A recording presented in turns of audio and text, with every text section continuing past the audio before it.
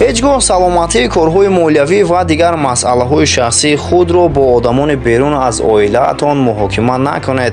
در این مسئله احتیاطکار و با انتظام باشید. راستگو، ثباتکار، خاکسار و سخاوتمند بودن را فراموش نکنید.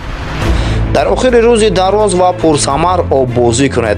خود را برای حتی کوچکترین دستاورد تحسین خوانید. برای از نو ساختن عقل، بدن و روح خود وقت جدا کنید. این به شما برای نائل شدن به همه هدفهای مهم و گذشتن به سطح نوی فعالیت کمک می‌رساند. نظارت نفسکشی خود را بیاموزید. این به واسطه با منبع انرژی شما علاقه‌مند است.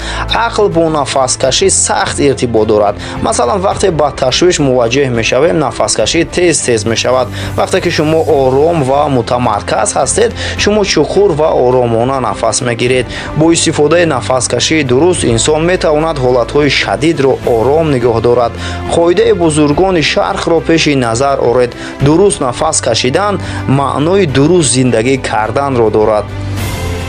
خود اداره‌کنی را آموزید. نهایت مهم است. اصول‌هایی که ورزشکاران و خادمان جمعیتی برای بهبودی خود استفاده می‌برند اهمیت دهید. اگر شما خواهید که ذوق بیشتر داشته باشید و نیروی کاری، این گفته را تکرار کنید. امروز رغبت بیشتر دارم و این صفت را هر روز در خود تکمیل می‌دهم. این را تکرار به تکرار گفتن گیرید. دفتر خرد خرید و در آن همین جمله را 500 مرتبه نویسید. این کار را منتظم 3 هفته تکرار کنید و حس میکنید که چی طور تغییر میابید. این استراتژی را حاکمان هند در طول هزار ساله ها برای رشد معنوی و روحی خود استفاده میبردند. اگر شما نتیجه های فوری به دست نیارید، رو افتاده نشوید.